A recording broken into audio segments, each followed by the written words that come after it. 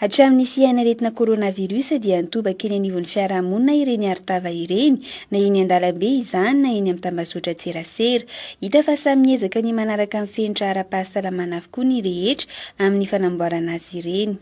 Tsy maintsy asiana vizilinina zany le masika, tsy maintsy mba atao manaraka entsamasarina an-tava an'ilay olona mihitsy fa tsy hoe coronavirus dia varotra an'ilay fotsiny ianao.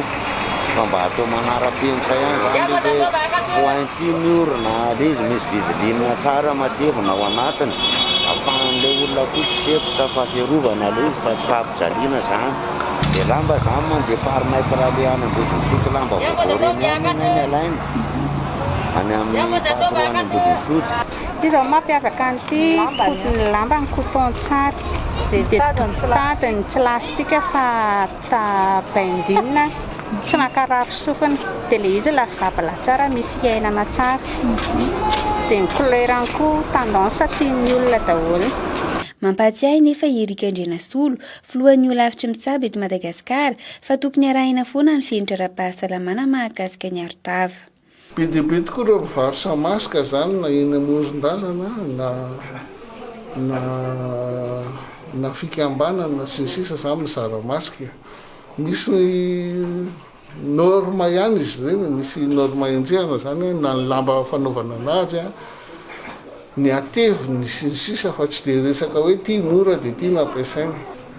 Raha toa kosa ka ampiasan'ny fahasalamana zany, dokotera, infirmier, sage-femme, manatona marary ny kasy mizaha marazana, dia tsy tokony ho masika lamba intsony kosa fa na ray le chirurgical zany, ny mangamanga kely iny, na ray le FFP2 na FFP3 zany tokony ho ampiasaina. Misy norma zany any amin'ny OMS any, misy norma efa mivoaka hoe tokony izao no ateviny.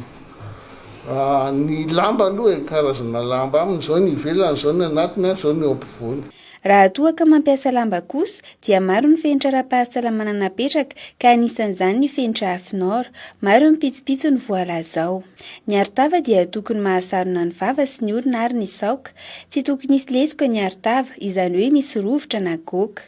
Tokony ho mafy ny akora nanamboarana azy, ka tsy latsaky ny 700 ny tahapitrohany ireo partikula amin'ny refitelo micrometra na 700 raha toa ka ARO-TAVA sokajy roa izany. Na dia izany aza hoy Erika Andrenasolo, ny vidiny no tsy mampitovy ireo ARO-TAVA ireo, ka aleo manana toy izay tsy misy.